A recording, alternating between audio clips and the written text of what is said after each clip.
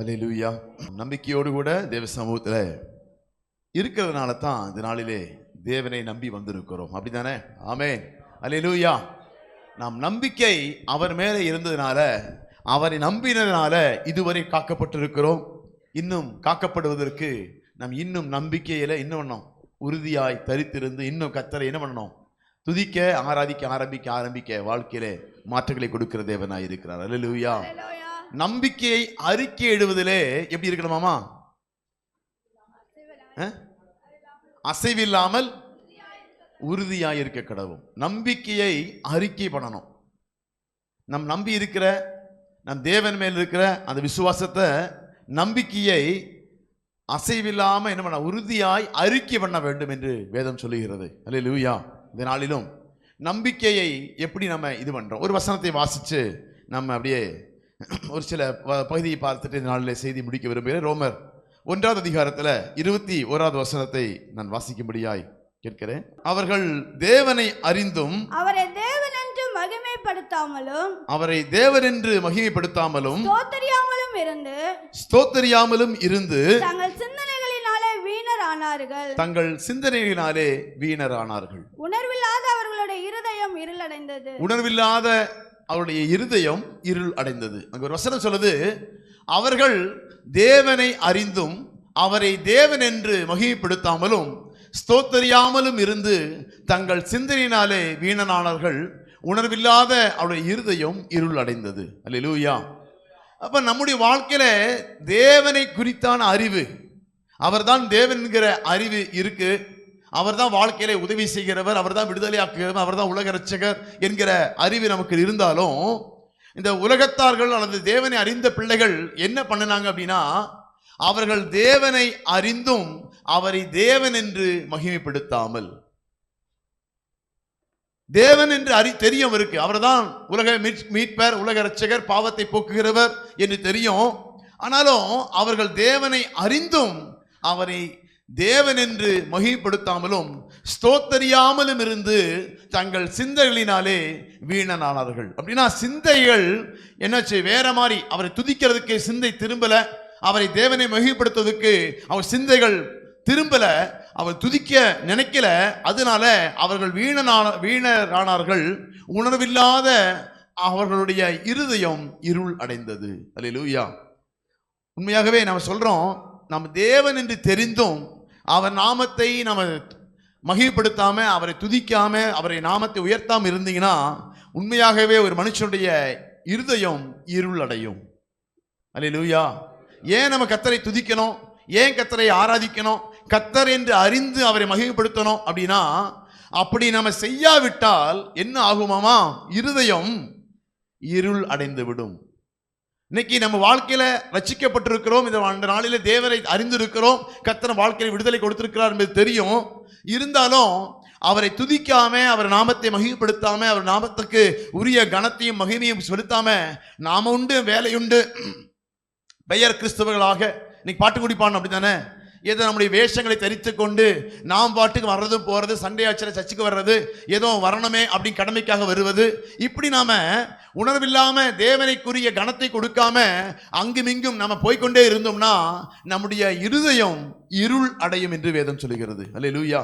இருள் என்று சொன்னா நாம கர்த்தரை மகிமைப்படுத்த முடியாம, கர்த்தரை துதிக்க முடியாம, அதை முடியும் நினைச்சாலும் கூட பண்ண முடியாது. அப்படிப்பட்ட ஒரு இருள் ஒவ்வொரு இருதயத்தையும் ஆளும் என்று அங்கே வேதம் சொல்லுகிறது. ஒவ்வொரு இருதயத்தையும் என்ன வேணுமா? பிடிச்சிருமாமா. ஒவ்வொரு இருதயத்தையும் ஆட்கொண்டிருமாமா. அப்ப நம்ம கர்த்தரை துதிக்க முடியாதபடிக்கு, இருள் ஆளாதபடிக்கு இருக்க வேண்டும் என்று சொன்னா என்ன பண்ணணுமாமா? கர்த்தரை மகிமைப்படுத்தணும், கர்த்தரை துதிக்கணும், கர்த்தரை நாமத்துக்குரிய கனத்தை கொடுக்கணும், ஜெபிக்கணும். அப்படித்தானே? வேதம் கரெக்டா சொல்றது என்னன்னா, ஒவ்வொருவரும் தன் தேவனை சமூகத்தில் அமர்ந்திருந்து அவர் என்ன பண்ணணுமாமா? ஆராதிக்கவும் துதிக்கவும். என்ன ஒரு கட்டுப்பாடு இல்லாதபடிக்கு நாம் என்ன பண்ணணும்? கர்த்தரை துதிக்கணும். இதுதான் ரட்சிக்கப்பட்ட பிள்ளைகளுக்கு தேவனோடு உள்ள உறவு இருக்கணும். சொல்லப்போனா தேவனை அறிந்த பிள்ளைகளுக்கு தேவனோடு உள்ள என்ன பண்ணணும்? உறவு இருக்கணும். நம்ம தேவனை அறியாததுக்கு முன்னால் நம்ம உலகத்தின் வழக்கத்தின்படியாக, நம்முடைய இஷ்டத்தின்படியாக வாழ்ந்து கொண்டிருந்தோம்.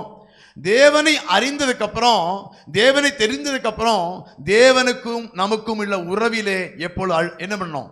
உறுதியாய் தரித்திருக்க வேண்டும். ஜெபத்திலே உறுதியாய் தரித்திருக்க வேண்டும். வேத வாசிப்பிலே தேவனை குறித்து அறிகிற அறிவிலே என்ன பண்ணியிருக்கணும்? உறுதியாக நாம் தரித்திருக்க வேண்டும். தேவனுக்கு கொடுக்க வேண்டிய கனத்தையும் தேவனுக்கு கொடுக்க வேண்டிய நேரத்தில் கொடுப்பதற்கு உறுதியான எண்ணங்களோடு கூட நாம் இருக்க வேண்டும். அல்லேலூயா. நம்முடைய வாழ்க்கையில இப்படிப்பட்ட சூழ்நிலை காணப்படுகிறதா? நாம அனுதினமும் ஜெபிக்கிறவர்களா? ஆலயத்தைக்கு வருகிறோம், தேவனை அறிகிற அறிவு இருக்குது, பாவத்தை மன்னிக்கிற தேவன் ஒருவர் இருக்கிறார் என்பது தெரியும். தேவன் அப்படி நான் வாழ்க்கையிலே ஜெபிக்கிற, என்னை நோக்கி கூப்பிடு உன்னை விடுதலை படுவேன்னு சொல்லி விடுதலை ஆக்குவேன்னு சொல்லியிருக்காரு. அவர்கிட்ட நாம அனுதினமும் நம்ம ஜெபிக்கிறோமா? அனுதினமும் வேதத்தை வாசிக்கிறோமா? தேவனோடு உள்ள உறவு இருக்குதா? அவர்கள் தேவனை அறிந்தும் அவரை தேவன் என்று மகிமைப்படுத்தாமலும் ஸ்தோத்தரியாமலும் இருந்து தங்கள் சிந்தனைகளினாலே வீணரானார்கள். அல்லேலூயா. அப்ப நாம தேவன் என்கிற அறிவு எல்லாருக்கும். இயேசு யாரு? இயேசு யாரு? நாம் அவர் தான் தேவனை வணங்கிட்டு இருக்கிறோம். அவர் தான் கடவுளாய் நம்ம நினைத்திருக்கிறோம்.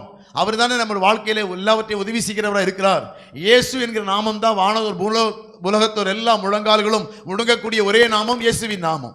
இந்த இயேசுவின் நாமம் நமக்கு கொடுக்கப்பட்டிருக்கிறதுனால அவர்கள் தேவனை அறிந்தும் அவரை தேவன் என்று மகிமைப்படுத்தாமலும். அனுதினமும் நம்ம வாழ்க்கையில ஜெபம் இருக்குதா? ஜெபத்தை குறித்து எடுத்து போறதில்லை, கவலைப்படாதீங்க. ஜெபத்தை குறித்து எடுக்க போறதில்லை. ஆனா உங்க வாழ்க்கையில ஜெபம் இருக்குதா? அனுதினமும் தேவ சமூகத்திலே என்ன பண்ற அமர்ந்து அவரைக்கு துதிக்கிறோமா? அவரை தேவன் என்று மகிமைப்படுத்துகிறோமா? உங்களை பத்த கேட்கிறேன். ஏன்னா நாம் வேதம் சொல்லுகிறது அவர்கள் தேவனை அறிந்தும் அவரை தேவன் என்று மகிமைப்படுத்தாமல் இருந்தார்களாமா. அவர் தேவன் என்று தெரியும், ஆனா அவர்கிட்ட போய் என்ன பண்ணலாம்? அவருக்கு அந்த அதிகாரத்துக்கு கீழ்ப்படாதவர்களாக தன் சொந்த இஷ்டத்தின்படி வாழ்கிறவர்களாக இருந்தார்களாமா. தேவன் என்று தெரியும், ஆனா தேவனுக்கு கொடுக்க வேண்டிய கனத்தை கொடுக்க மாட்டாங்க. தேவன் தான் அந்த குடும்பத்தை நடத்த வேண்டும் என்று சொல்லி அவர் சமூகத்தில் ஒப்பு கொடுக்க மாட்டாங்க. தன்னுடைய இஷ்டத்தின்படியாக தன்னுடைய விருப்பத்தின்படியாக எல்லா காரியத்தையும் தன்னுடைய விருப்பத்தின்படியாகவே செய்கிறவர்களுக்கு தேவ பக்தி இல்லை என்று அர்த்தம். ஏதோ பேருக்கு இயேசுவை தெரியும், ஏதோ சர்ச்சுக்கு வர்றோமே தவிர அனுதினமும் தேவனோடு உள்ள உறவு இருக்குதா? ஒரு 1/2 மணி நேரம் ஜெபம் பண்றேன்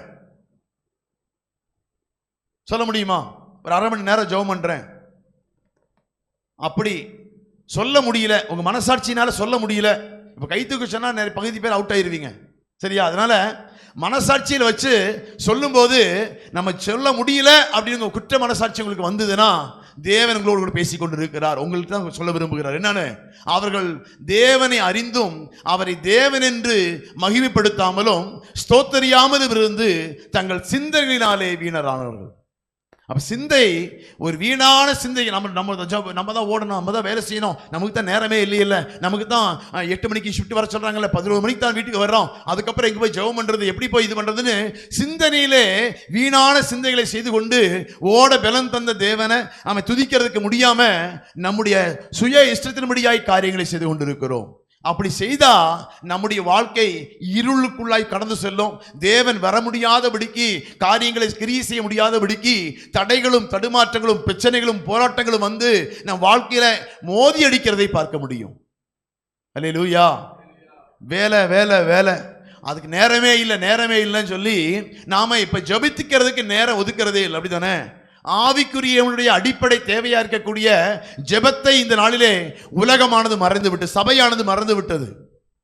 இன்னைக்கு யாருக்குமே நேரம் இல்லை. கேட்டா எனக்கு வேலை, ஓவர் டைம், என்னாச்சு, எனக்கு நேரமே இல்லை, லீவு, இன்னைக்கு சண்டே கூட லீவு தர மாட்டேங்கிறாங்க அப்படின்னு சொல்லி எல்லாரும் ஜெபிக்கிறதுக்குள்ள நேரத்தை திருடிக்கொண்டு, தேவனோடுக்குள்ள உறவாடக்கூடிய நேரத்தை திருடிக்கொண்டு நாம் என்ன பண்றோம்னா மற்ற எல்லாவற்றுக்கும் செலவு செய்கிறோம்.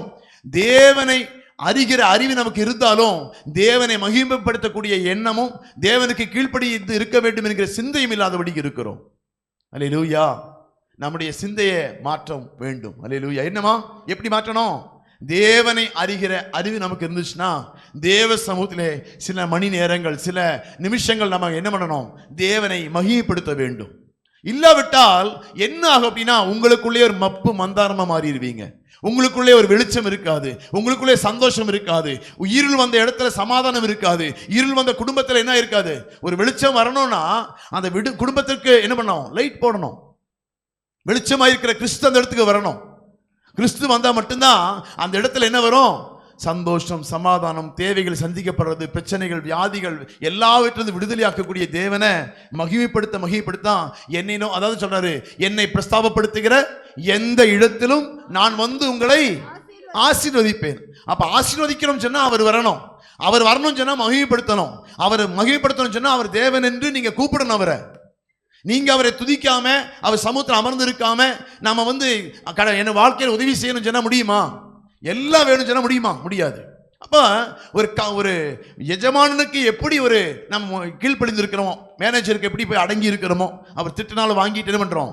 அவருக்கு கொடுக்க வேண்டிய கணத்தை கொடுத்து அவரை சொல்ல வேண்டிய செய்யலாம் செய்யும்போது அவருக்கு நாம் கீழ்ப்படுகிறது போல தேவன் என்று சொன்னா அவருக்கு நாம் கீழ்ப்படிய வேண்டும். அல்லேலூயா. அதான் வேதம் சொல்லுது, அவர்கள் தேவனை அறிந்தும் அவரை தேவன் என்று மகிமைப்படுத்தாமலும் ஸ்தோத்தரியாமலும் இருந்து தங்கள் சிந்தைகளினாலே வீணனானார்கள். உணர்வில்லாத அவருடைய இருதயம் இருள் அடைந்தது. இந்த நாளிலே யாராவது இருதயம் இருள் அடைந்திருக்கிறதா? நீங்க யோசிச்சு பாருங்க. கர்த்தரை மகிமைப்படுத்த வேண்டிய விதத்துல, கர்த்தரை உயர்த்த வேண்டிய விதத்துல நாம் உயர்த்தாதபடிக்கு ஏதோ வர்றோம் போறோம் அப்படிங்கிற இல்லாம அவர் தேவன் என்று சொன்னா, அவர் உதவி செய்கிறவர் என்று சொன்னா அவர் சமூகத்தில் அமர்ந்து இருக்க வேண்டும். இப்ப முழங்கால் போட்டு ஜெபம் பண்றோம் இல்ல, ஏன் நம்ம முழங்கால் போட்டு ஜெபம் பண்றோம்? அல்லது அவரை நோக்கி பார்த்து ஜெபம் பண்றோம் அப்படின்னா அவர் தான் என் தேவனாய் இருக்கிறார் என்பதை அறிக்கை பண்ணுகிறோம். அல்லேலூயா. அவர் தான் என் கடவுள் என்பதை நம்ம ஏற்றுக்கொண்டு அதை அங்கீகரிக்கிறோம். இப்ப ஜெபம் பண்ணாமே போறவங்களுக்கு எனக்கு தெரியும் என்னோட வேலையை பார்க்கறதுக்கு, எனக்கு தெரியும் என்னுடைய குடும்பத்தை பார்க்கறதுக்கு, எனக்கு சம்பாதிக்கிறதுக்கான வழி எனக்கு தெரியும். யார் எனக்கு என்ன தேவையில்லை, உதவி செய்ய தேவையில்லை, யார் எனக்கு சப்போர்ட் பண்ண வேண்டிய தேவையில்லை. அப்படிங்கிறதுக்காகத்தான் அவருடைய பேச்சை கேட்காம என்ன பண்ணியிருக்கிறோம்? நம்ம வாட்டுக்கு இஷ்டத்துக்கு போறோம் வர்றோம். அப்ப நம்ம இஷ்டத்துக்கு போய் வர்றோம் அப்படின்னா அங்க கடவுள் ஒருத்தர் தேவையில்லைன்னு அர்த்தம். ஆனா நீங்க ஜெபம் பண்றீங்க, ஆண்டவரே இன்னைக்கு நான் வேலைக்கு போறேன், என்னை பாதுகாப்பீராக, நான் அங்கே வேலைக்கு போறேன், என்னை சுகமாய் பத்திரமாய் பாதுகாத்துக் கொள்ளுங்க, கை காலுக்கு பிறந்தாங்க, என்னுடைய குடும்பத்தை நீங்க பாதுகாத்துக் கொள்ளுங்க, என்னுடைய தேவையை நீங்க சந்திங்கன்னு சொல்லி ஒருவர்கிட்ட நம்ம சொல்றோம் அப்படின்னா அவரை நான் நம்புறோம், அவரைத்தான் நம்ம சார்ந்து இருக்கிறோம், அவர்கிட்ட தான் அவருக்கு கீழே தான் இருக்கிறோம் என்பதை அறிவிக்கிறதா ஜெபம், அவரை உயர்த்துவதுதான் ஜெபம். நீ சர்வ வல்லமையுள்ளவர் தேவர் என்பது அவர் நம்ம அங்கீகரிச்சு அவரை உயர்த்துவதுதான் ஜெபம். இல்லைன்னா அவர் அங்கீகரிக்கலன்னு அர்த்தம். அவர் கடவுளும் தெரியும் இருக்கிறான் கிடக்கட்டும் அப்படிங்கிற மாதிரி இல்ல, மற்றவன் பார்த்தா அவர் மேனேஜரா கிடைக்கிறான் சொல்றோம்ல. அப்ப உயர்ந்த அதிகாரி நமக்கு சம்பளம் போடுற அவரு தான், ஓனரும் தெரியும். இருந்தாலும் அவர் மேல மதிக்காம அவர் சொல்றதை கேட்காம எப்படி நம்ம துணிகரமா செய்யறோமோ அதே போலத்தான் கடவுள் ஒருவர் இருக்கிறாரு தெரியும், ஆனா அவர்கிட்ட கேட்கறது இல்லை, அவர்கிட்ட நம்ம முழங்கால் முடங்கிறது இல்லை, அவரை பார்த்து நம்ம கூப்பிடுறது இல்லை. ஆனா எனக்கு எல்லாம் செய்யணும். என்ன சொல்றோம்? அவர் கடவுள் நம்பிக்கை இருக்குது, அவர் கடவுளும் தெரியும். அவரை நோக்கி பார்த்து ஜெபம் பண்ணும் போதுதான் கர்த்தர் உதவி செய்கிறார், வழிவாசலை திறக்கிறார், அவர் அனுதினமும் தேவ சமூகத்தில் அமர்ந்திருக்கும்படியாக விரும்புகிறார். ஆனா அந்த அந்த கடவுளும் தெரியும், ஆனா ஜெபம் பண்றது இல்லை. இதனாலே அப்படிப்பட்ட சிந்தை இருக்குமானா உங்க இருதயம் எல்லாம் கொஞ்சம் அப்படியே கலகலப்பா, உங்க நம்பிக்கை இல்லாம ஒரு விசுவாசம் இல்லாம ஏதோ வர்றோம் போறோம், நம்ம வாழ்க்கையில ஏன் இப்படி நடக்குது அப்படிங்கிற ஒரு சோர்வு, ஒரு கலக்கம், ஒரு தடுமாற்றம், ஒரு ஒரு ஒரு சந்தோஷம் இல்லாத வாழ்க்கை. ஏதோ குடும்பத்தில் வெளியில பார்க்கும்போது சிரிக்கிற மாதிரி காண்பிப்போமே தவிர உள்ளத்துல ஒரு வெறுமை, உள்ளத்துல ஒரு ஒரு ஒரு வழி அடைக்கப்பட்ட மாதிரியே சூழ்நிலை இருக்கும். நீங்க கண்டிப்பா ஜெபம் பண்ண வேண்டும். அல்லேலூயா.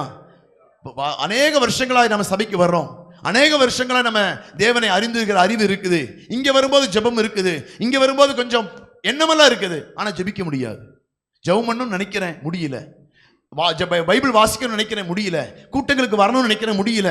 ஏன்னா இருள் ஒரு மனுஷனுக்குள்ள ஆளுகை செய்யும் போது அவன் வெளிச்சத்துக்கு நேரே வர முடியாது. அல்லேலூயா.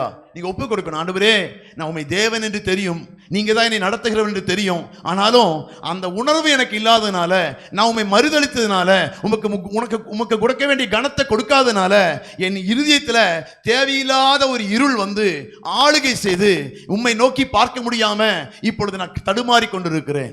என் குடும்பம், நானும் என் குடும்பமும் தடுமாறி கொண்டிருக்கிறோம்.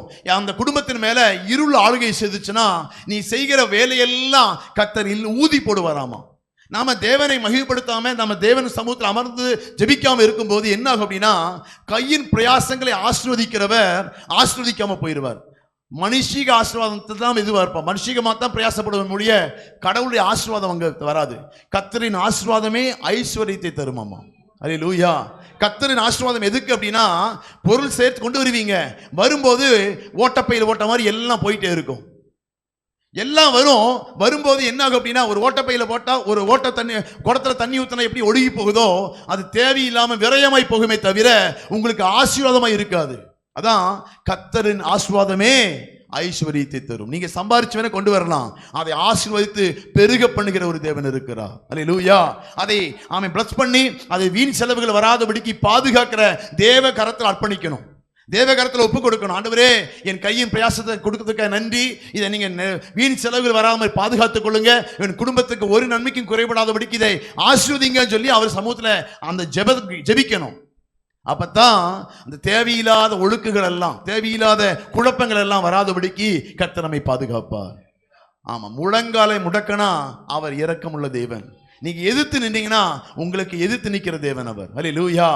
எல்லா முழங்கால்களும் முடங்கும் போது அந்த பிள்ளைகளை ஆசீர்வதித்து எல்லைகளை விரிவாக்குகிற தேவன், அவர்களை பாதுகாக்கிற தேவன், அவர்களை பராமரிக்கிற தேவன். ஏன்னா அவர் உருவாக்கினார், அவர் தான் நம்மை போஷிக்கிறார், அவர் தான் நல்ல சுகத்தையும் கையும் காலையும் பலத்தையும் கொடுத்திருக்கிறார். இன்னைக்கு அதெல்லாம் அறியாம நம்முடைய இஷ்டத்தின்படியாக என்ன பண்ணிட்டு இருக்கிறோம்? நாம் தேவன் என்று அறிந்தும் மகிமைப்படுத்தாம மேட்டுமையான எண்ணங்களோடு கூட இருக்கிறோம்.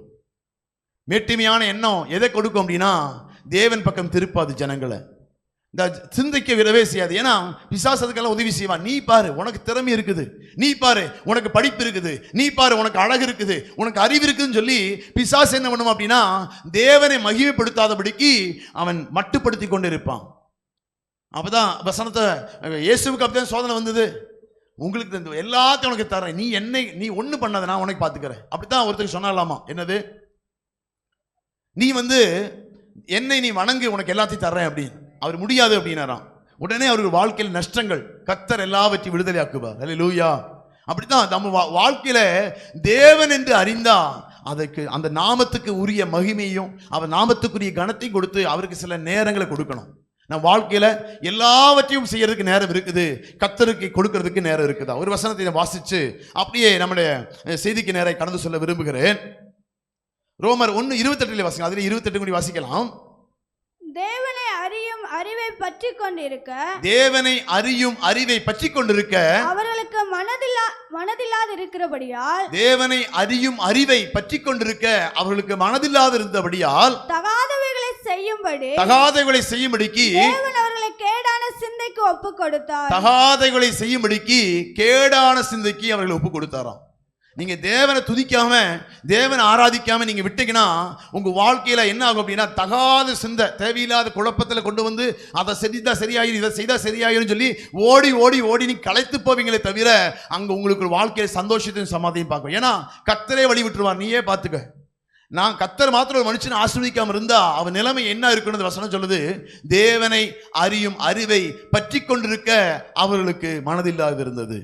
தேவனை துதிக்கிற துதி அவளுக்கு உள்ள வராம, அவை ஜெபிக்க முடியாம, அவை ஆராதிக்க முடியாம, அவைகளை பற்றி கொண்டிருக்க மனதில்லாம அவர்கள் தன்னுடைய இஷ்டத்தின்படியாய் போனார்கள். கர்த்தர் அவர்கள் என்ன பண்ணாராம்? கேடான சிந்தைக்கு ஒப்பு கொடுத்தாராம்.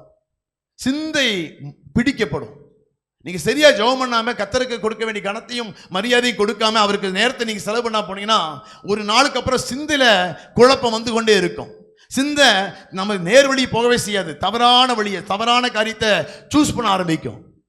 தவறான சமாதானத்தை, தவறான காரியத்தை சம்பாதிக்கிறதுக்கான வழியை, நம்ம தவறான சந்தோஷத்துக்கான வழியை தேட ஆரம்பிக்கும்.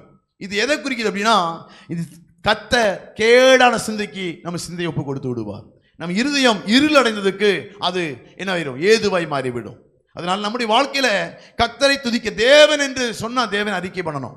அதனால தான் இயேசுவை சிலுவையில் அறைவாங்கல்ல, அந்த நேரம் என்னாச்சு? 6 மணி முதல் 9 மணி நேரம் வரை என்னாச்சுமா? தேசத்திலே இருள் என்ன பண்ணுதான்? இருளும் அந்தகாரமும் வந்துதாமா. தேசம் இயேசுவை ஏற்றுக்கொள்ள வேண்டும். யூதர்கள் என்ன பண்றாங்க? அவர்கள் தேவனுக்கு யூதர்களுக்காகத்தான் வர்றாரு. ஆனா அவரை ஏற்றுக்கொண்டு அவருக்கு கூடிய கனத்தை கொடுக்காம அவரை சிலுவையில் அறையிறாங்களாமா. மீட்க வந்த தேவனை சிலுவையில் அறைந்தாங்களாமா. அதனால என்ன அந்த வசனத்தை வாசிக்கலாம். 6ஆம் மணி நேரம் முதல் 9ஆம் மணி நேரம் வரைக்கும் பூமி எங்கும் அந்தகாரம் உண்டாயிற்று. 6ஆம் மணி நேரம் முதல் 9ஆம் மணி நேரம் வரைக்கும் என்ன வச்சான்? பூமி எங்கும் இருளும் அந்தகாரம். அப்ப தேவன் என்று சொல்லி அவருக்கு கனத்தை கொடுக்காம தேவனை மறிக்கிறதுக்கு ஒப்பு கொடுத்தாங்க. அவர்களை இழிவாக்கினாங்க. கர்த்தர் தானே அவர் கொடுக்க வேண்டிய அவர் ரட்சகர் தானே. ரட்சகரை என்ன பண்ணிட்டாங்க? அறிந்து கொள்கிற அறிவு இல்லாதனால அந்த தேசத்துல என்னாச்சான்? தேசம் முழுவதும் இருள் சூழ்ந்து கொண்டது. தேவன் என்று அறிந்து நீங்க ஜெபம் பண்ணாம இருந்தா, நீங்க அவரை நோக்கி பார்த்து அவருக்கு கொடுக்க வேண்டிய கனத்தை கொடுக்காம அவரை கொல்வதற்கு, அவன் சாவதற்கு, நீங்க அவரை ஏற்றுக்கொள்ளாம இருக்கிறதுக்கு நீங்க ஒப்பு கொடுத்தீங்கன்னா உங்க இருதயம் இருளாகும். உங்க குடும்பமா அதை நீங்க ஏற்றுக்கொள்ளலையா, உங்க குடும்பத்துல இருள் சூழும். சபையில ஏற்றுக்கொள்ளலையா, சபையில இருள் சூழும். தேசத்தில் ஏற்றுக்கொள்ளலையா, தேசம் இருளாய் மாறும். அல்லேலூயா. அதனால தான் 6ஆம் மணி நேரம் முதல் 9ஆம் மணி நேரம் வரைக்கும் அந்த தேசம் எங்கும் இருள் உண்டாயிட்டான். ஏன்னா பிதா அனுப்பின ரட்சகரை, பிதா அனுப்பின மீட்பரை அவர்கள் ஏற்றுக்கொள்ளாம என்ன பண்ணாங்களா? ஒப்பு கொடுத்தாங்க, மரணத்துக்கு ஒப்பு கொடுத்தாங்க. அவர்கள் மதிக்கல தேவனை. அதனால 6ஆம் மணி நேரம் முதல் 9ஆம் மணி நேரம் வரை இருள் வந்து சூழ்ந்தது என்று அங்கே வாசிக்கிறோம். அல்லேலூயா. ஒரு மனுஷனுக்குள்ள நீங்க 6ஆம் மணி நேரம் முதல் 9ஆம் மணி நேரம் பைபிள்ல எடுத்து பார்த்தீங்கன்னா எல்லாம் ஜெப நேரமா இருக்கும். ஏன் 6ஆம் மணி நேரம் முதல் 9ஆம் மணி நேரம் வரைக்கும் இருள் சூழ்ந்தது போட்டிருக்குது அப்படின்னா, 6ஆம் மணி நேரத்தில் பேதுரு என்ன பண்ணுவாரு? எழுந்து ஜெபம் பண்ணி போவார். 9ஆம் மணி நேரத்தில் கொர்நேலியு என்ன பண்ணுவார்? ஜெபம் பண்ணி போவார். 9ஆம் மணி நேரத்தில் பேதுரும் யோவானும் என்ன பண்ணுவாங்க? ஜெபம் பண்ணி ஆலயத்துக்கு போவாங்க. அப்ப 6ஆம் மணி நேரம் முதல் 9ஆம் மணி நேரம் வரை ஜெபிக்கிற நேரம். யூதர்களின் வழக்கத்தின்படி அந்த ஆலயத்தில் தேவனை நோக்கி பார்த்து அது தேவனோடு கூட உறவாடக்கூடிய நேரம் இருளாய் மாறினது. அப்ப இருள் ஏன் அந்த நேரத்தை சூழ்ந்தது? ஏன் கடவுள் அந்த சூழ்நிலையில இயேசு மரித்த போது 6ஆம் மணி நேரம் முதல் 9ஆம் மணி நேரம் வரையும் இருளும் அந்தகாரமும் சூழ்ந்ததாமா. அப்போ தேவனை மகிமைப்படுத்தாத இந்த தேசத்தின் மேலே இருள் ஆளுகை செய்யும். தேவனை மகிமைப்படுத்தாதபடிக்கு இருக்கக்கூடிய இருதயங்களை இருள் ஆளுகை செய்யும், அந்தகாரம் ஆளுகை செய்ய ஆரம்பித்து விடும். அல்லேலூயா. நாம ஜெபிக்க ஆரம்பிக்கணும். அல்லேலூயா. நம்ம தேவனுக்கு தெரியும், எல்லா சர்ச்சுக்கு வர்றோம், ஜெபம் பண்ணணும்னு தெரியும், ஆனா ஜெபம் பண்ண மாட்டோம். அதானே நம்ம பிரச்சனையே. அதுதான். இயேசுதான் ஆண்டவரும் தெரியும், ஜெபம் பண்ணணும் தெரியும், வேதத்தை வாசிக்கணும் தெரியும், சபைக்கு வரணும் தெரியும், ஆனா ஒன்றும் பண்ண மாட்டோம், பண்ண முடியாது. இதுக்கு காரணம் தான் ரட்சிப்பின் தேவனை நாம் கனவீனப்படுத்திக் கொண்டு. இந்த நாளிலே கர்த்தர் விரும்புகிற ஒரு விடுதலைக்காய் கர்த்தர் விரும்புகிறார். ஒரு மனதுக்கு கர்த்தருக்கு வேதனை, என் தேவன் என்று தெரிஞ்சு அவங்களுக்கு நான் படி அளக்கிறேன், அவருக்கு எல்லாத்தையும் போஷிக்கிறேன், அவர்களை நடத்துகிறேன், ஆனா என்னை அவர்கள் மகிமைப்படுத்தாதபடிக்கு தன் கையின் பிரயாசத்தின் மேல, தன் கையின் வேலைகள் மேல அவர்கள் நம்பிக்கையா இருக்கிறார்கள். அப்ப தேவன் யார் என்று அறிந்தும் அறிகிற அறிவு நமக்கு இல்லாதபடிக்கு நாம இருளான சூழ்நிலை, கேடான சிந்தைக்கு அவர்கள் ஒப்பு கொடுத்தது போல பிசாசு நம்ம என்ன பண்றோம் அப்படின்னா திருப்புகிறான். தேவன் தெரியும், ஆனா ஜெபிக்க வைக்கிறதே இல்லை. ஜெபம் வாழ்க்கையில் இல்லையே இல்லை. இந்த நாள் ஆண்டவரை பார்த்து சொல்லுங்க, ஆண்டவரே என்னை ஜெபிக்கிறவனாய் மாற்றுங்க. சொல்லுவோமா? ஆண்டவரே என்னை ஜெபிக்கிறவனாய் மாற்றுங்க, உம் சமூகத்தில் அமரக்கூடியவனாய் என்னை மாற்றுங்க. இன்னைக்கு அதாவது தேவன் சமூகத்தில் அதாவது ஆதாமும் ஏவாளும் கீழ்ப்படியாமல் தான் என்ன பண்ணாங்க? தேவனை விட்டு போனாங்க. கர்த்தர் சொல்றாரு, நான் விலக்குறத நீ சாப்பிடக்கூடாது. ஏன் ஒரு மனுஷனுக்குள்ள இந்த பிரிவினை வருது? ஏன் ஒரு மனுஷனுக்குள்ள ஜெபிக்க முடியறது இல்லை? ஏன் ஒரு மனுஷனுக்குள்ள தேவனுக்குள்ள உறவு செய்ய முடியுது இல்லை அப்படின்னா, ஆதாமும் ஏவாளும் என்ன பண்ணியிருந்தாங்க? ஏதேன் தோட்டத்தில் தேவனோடு கூட உலாவி சஞ்சரித்துக் கொண்டிருந்தார்கள். சாயங்கால வேலையிலே கர்த்தரோடு கூட என்ன பண்ணியிருந்தாங்க? உறவுக்குள் வந்திருந்தாங்க. எப்ப தேவன் வேண்டாம் என்று சொன்னதை அவங்க செய்ய ஆரம்பித்தார்களோ அவர்களுக்கும் தேவனுக்கும் உள்ள உறவு முறிந்து விட்டது. எப்ப நம்ம தேவனுக்கு வார்த்தைக்கு கீழ்ப்படியாம தன்னுடைய இஷ்டத்தின்படியாய் நம்ம செய்ய ஆரம்பிக்கிறோமோ நமக்கும் தேவனுக்கும் உள்ள உறவு முறிந்து விடுகிறது. அல்லேலூயா. நம்ம வாழ்க்கையில எதனால இந்த உறவு முறிஞ்சிச்சு பாத்தீங்கன்னா, ஆதாமும் ஏவாளும் அந்த குளிர்ச்சியான வேலை, அந்த வசனத்தை வாசிக்கலாமா? பகலில் குளிர்ச்சியான வேளையிலே தோட்டத்தில் உலாவுகிற தேவனாகிய கர்த்தருடைய சத்தத்தை அவர்கள் கேட்டார்கள். அப்பொழுது ஆதாமும் அவன் மனைவியும் தேவனாகிய கர்த்தருடைய சன்னதிக்கு விலகி தோட்டத்தின் விருட்சங்களுக்கு கொண்டார்கள். அப்பொழுது அவர்கள் இருவருடைய கண்களும் திறக்கப்பட்டது. அவர்கள் தாங்கள் நிர்வாணிகள் என்று அறிந்து அத்தியிலைகளை தைத்து தங்களுக்கு அரைக்கச்சைகளை உண்டு பண்ணினார்கள். அங்க பாருங்க, கண்கள் திறக்கப்பட்டது. அவர்கள் தாங்கள் நிர்வாணிகள் என்று அறிந்து அத்தியிலைகளை தைத்து தங்களுக்கு அரைக்கச்சைகளை உண்டு பண்ணி கொண்டார்களாம். அப்ப நம்முடைய கண்கள் அங்க திறக்கப்பட்டது, அங்க வெளிச்சம் போய் இவள் இருள் அந்த வாழ்க்கையில பிடிக்க ஆரம்பிச்சது. கண்கள் திறக்கப்பட்டது போட்டிருக்குது, ஆனா உண்மையாகவே அவங்க வாழ்க்கையில இருள் பிடித்த நேரம் அது. தேவனுடைய வார்த்தைக்கு கீழ்ப்படியாம, அவர் தேவன் சொன்ன வார்த்தைக்கு கீழ்ப்படியாம, செவி கொடுக்காம, தன்னுடைய மேட்டுமையான எண்ணத்திலும் தேவன் சொன்ன அந்த காரியத்துக்கு அவர்கள் செவி கொடுக்காம மீறினதுனால அவங்க வாழ்க்கையில ஒரு பாவம் வந்து அந்த பாவ இருள் அவர்களை சூழ்ந்து கொண்டதுனால அவர்கள் நிர்வாணிகள். நம்ம தேவனோடு கூட உறவு செய்ய முடியாது, நாமுக்கும் இருக்கும் தேவனுக்குள்ள உறவு முறிக்கப்பட்டவர்களாக என்னாச்சு, பிரிந்து போயிட்டாங்க அவங்க. இன்னைக்கும் தேவனோடு உள்ள அந்த உறவை எதனால நமக்கு நம்ம அவர்களோட சரியா உறவு கொள்ள முடியறதில்லை, ஜெபம் பண்ண முடியறதில்லை அப்படின்னா நம்ம கீழ்ப்படியாம போனதுனால தான். இருள் தேவனுக்கு அந்த வார்த்தைக்கு கீழ்ப்படியாதனால இருள் அவள் இருதயத்தை ஆட்கொண்டது. ஆதாம் ஏவாள் தொட்டு பிரச்சனை அதுதான். தேவனுக்கு சொன்னா அந்த தேவனுடைய வார்த்தையை கீழ்ப்படிய மாட்டோம். ஜெபம் பண்ணுங்கன்னு சொன்னா ஜெபம் பண்ண மாட்டோம். நம்ம வேதத்தை வாசிக்க சொன்னா கேட்க மாட்டோம். நம்ம குடும்பமா கூடி ஜெபம் பண்ண சொன்னா வரமாட்டோம். ஜெபம் தான் ஒரு மனுஷனுடைய வாழ்க்கையில தேவனோடு உள்ள உறவிலே நம்மை நிலைநிறுத்தி வச்சு தேவனுடைய அறிவும் நம்முடைய அறிவும் ஒன்றாய் இணைந்து அந்த பகுத்தறியக்கூடிய தன்மை வந்து தேவனுக்கு விருப்பமில்லாத காரியத்தெல்லாம் விட்டு விலகி தேவனுக்கு பிரியமான காரியத்தை செய்ய வைக்கக்கூடியதான் ஜெபம். ஆனா அந்த உறவுக்குள்ள வராதபடிக்கு இந்த உலகமானது அநேக வேஷங்களை நமக்கு காண்பித்து கொடுத்து பிசாசு சொல்றான், இதை சாப்பிடு, இங்க வா, இங்க பாரு, அதை பாரு, இதை பாரு சொல்லி நமக்கும் தேவனுக்குள்ள உறவை பிரிக்கிறதுனால நாமுக்கும் தேவனுக்கும் உட்காரவே முடியறதில்லை. உட்கார்ந்தா ஜெபம் பண்றதுக்கா முடியவே செய்யாது. எப்படியாவது நம்மை நிர்வாணப்படுத்தும்படியாய், எப்படியாவது தேவனை விட்டு நீக்கும்படியாய், எப்படியாவது குற்ற உணர்ச்சியை உள்ளத்தில் கொடுத்து நமக்கும் அவருக்கும் உள்ள உறவை முறித்து கொண்டே இருக்கிறோம். இந்த நாளிலே கத்த விரும்புகிறார். அதனால தான் பரிகாரியாய் அவரே வந்து நம் பாவங்களுக்கெல்லாம் பலியானார். அல்லேலூயா. இந்த தேவனை நாம் ஏற்றுக்கொண்டு அங்கீகரிக்கும் போது அந்த பிசாசானவன் நம்முடைய வாழ்க்கையில தேவனோடு உள்ள உறவுக்கு விடவே மாட்டான். நீங்க நினைச்சாலும் முடியாது. ஆனால் தேவ கிருபை நம்மை சூழ்ந்து கொள்ளும் போது, அந்த தேவ சமூகத்தில் அர்ப்பணிக்கும் போது நாம் ஜெபிக்கிறவர்களாய் மாற முடியும். அல்லேலூயா. நம் வாழ்க்கையில அதான் இன்னும் நம்ம இந்த நாளிலிருந்து ஒரு தீர்மானம் எடுக்க வேண்டும். நான் ஜெபிக்கிறவனாய் மாற வேண்டும், வேதத்தை வாசிக்கிறவனாய் மாற வேண்டும், நாம தேவனுக்கு பிரியமான காரியங்களை செய்யக்கூடிய பிள்ளைகளாய் நாம் மாற வேண்டும். அப்போ அந்த இருள் 6 மணி நேரம் முதல் 9 மணி நேரம் வரைக்கும் ஏன் அந்த காரியம் நம்ம அவனுக்குள் காணப்பட்டது என்று சொன்னா, அவர்கள் தேவன் என்று அறிந்தும் அவன் ஜீவாதிபதியை கொலை செய்து அவர்கள் மரணத்துக்கு ஒப்பு கொடுத்தார்கள். அவரை மகிமைப்படுத்தாதபடிக்கு என்னாச்சு அப்படின்னா அவர்களை மட்டப்படுத்தினார்கள். அதனால அந்த தேசத்திலே 6 மணி நேரம் முதல் 9 மணி நேரம் வரைக்கும் ஜெபம் இல்லாம போயிடுச்சு. அந்த 6 மணி நேரம் முதல் 9 மணி நேரம் வரைக்கும் தேவனோடு உள்ள உறவாடக்கூடிய நேரம் இல்லாதபடினாலே இருள் அந்த தேசத்தை ஆட்கொண்டது. அல்லேலூயா. நாமும் ஜெபிக்கிறதுக்கு ஒரு நேரம் இருக்குது. அந்த நேரத்துல கண்டிப்பா நான் ஜெபம் பண்ணணும். நீங்க ஜெபம் பண்ணாம போனீங்கன்னா உங்களுடைய குடும்பத்தை, உங்களை அந்த இருள் ஆட்கொள்ள ஆரம்பிக்கும். அல்லேலூயா.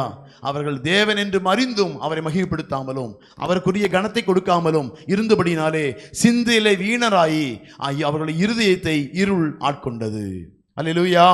இந்த நாளிலே ஒரு சம்பவத்தை நான் மாத்திரம் வாசிச்சு நான் முடிக்க விரும்புகிறேன். 2 ராஜாக்கள்ல 18வது அதிகாரத்தை வாசிக்கலாம்.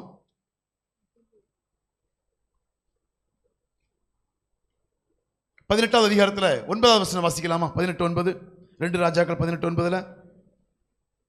இஸ்ரவேலின் ராஜாவாகிய ஏலாவின் குமாரன் ஓசியாவின் 7ஆம் வருஷத்துக்கு சரியான எசேக்கியா ராஜாவின் 4ஆம் வருஷத்திலே அசிரியா ராஜாவாகிய சல்மனாசார் சமாரியாவுக்கு விரோதமாய் வந்து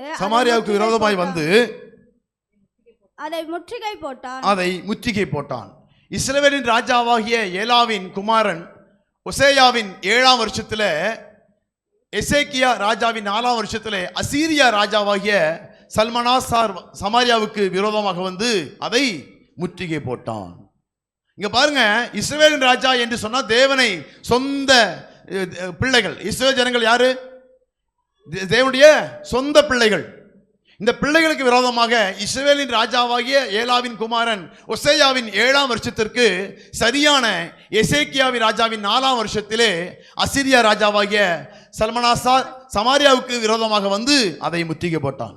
தேசம் தாவீது காலம் வரைக்கும் 12 கோத்திரங்கள், அப்படித்தானே? 12 கோத்திரங்கள். 12 கோத்திரத்தையும் ஆளக்கூடிய யூதா கோத்திரத்திற்கு இதுவங்க தாவீது வந்து சமஸ்த இஸ்ரவேலுக்கும் ராஜாவாக இருந்தான். அப்படின்னா 12 கோத்திரத்துக்கும் ராஜாவாக இருந்தான். அதுக்கப்புறம் யார் வர்றா? அவனுடைய பையன் சாலமோன் வந்து ஆட்சி செய்யறான். அவன் தேவனுக்கு அருவருப்பான காரியத்தை செய்ததுனால கர்த்தர் சொல்றாரு, உன்னுடைய தேசத்தை நீ ஆண்டு கொண்டிருக்கிற உன் தகப்பனுக்கு சொல்லியிருக்கிறேன், உன்னுடைய இனத்துல ஒரு ராஜா இல்லாமல் போவதில்லை என்று சொல்றதுனால உனக்கு 12 கோத்திரத்தை ஆளக்கூடிய தன்மை இல்லாதபடிக்கு நீ வரும் சந்ததிகள் 2ஆய் பிரியும் அப்படின்னு சொல்லிட்டு ரெகொபெயாம் யெரொபெயாம் அப்படி 2 ராஜாவாய் உருவாக்குகிறார். இஸ்ரவேல் ஜன ராஜாக்கள் 10 பேரும், யூதாவின் ராஜா 2 பேர், அப்படி 12 பேர் 2 இதா பிரிப்பாங்க. ஒன்னு யூதாவின் ராஜா, ஒன்னு இஸ்ரவேலின் ராஜா, 2ஆ பிரியும். யூதா ஜனங்களுக்கு ஒரு ராஜாவா இருப்பாரு, அவர் தான் சாலமோனுடைய பையன். இஸ்ரவேலுக்கு வேறொருத்தர் ராஜாவாயிருவான். அப்படி 10 2 12 கோத்திரம் வந்து 2ஆ பிரிஞ்சிடும். அப்ப 2 ராஜ்யமாய் பிரிந்து விடும். அப்ப இஸ்ரவேலின் ராஜா யாரு அப்படின்னா ஒசேயா, அதே எசேக்கியா யாரு அப்படின்னா யூதாவின் ராஜா. யூதாவின் ராஜா எசேக்கியாவா இருப்பான், இஸ்ரவேலின் ராஜா ஒசேயாவா இருப்பான். 2 ராஜாங்கம் பிரிஞ்சிடும். அந்த 2 ராஜாங்கம் 1ஆம் வசனம் வாசிக்கலாம். 18:1.